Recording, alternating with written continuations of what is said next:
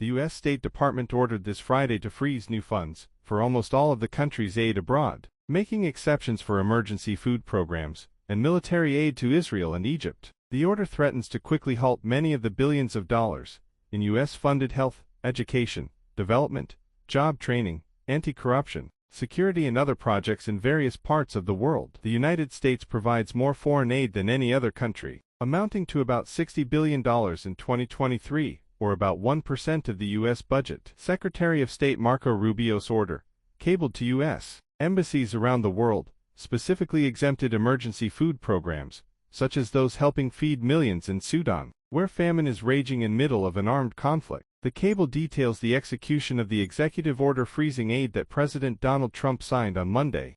Stopping funding could have life or death consequences for children and families around the world, said Abby Maxman, director of Oxfam America. At the United Nations, Deputy Spokesman Farhan Haq said that, "These are bilateral decisions, however. We hope that those nations that have the capacity to generously fund development assistance will do so." Although Rubio's order exempted military assistance to Israel and Egypt from the freeze, there was no indication of a similar exemption to allow U.S. military assistance to Ukraine. The Biden administration increased military aid to Ukraine before leaving office because of questions about whether Trump would continue it, but there is still about $3.85 billion in funds authorized by Congress for future arms shipments to Ukraine, and it's now up to Trump to decide whether to spend it or not. The widespread freeze is part of a pledge by Trump and other Republicans to crack down on U.S. aid programs. Florida Rep. Brian Mast, chairman of the House Foreign Affairs Committee, promised this week that Republicans would question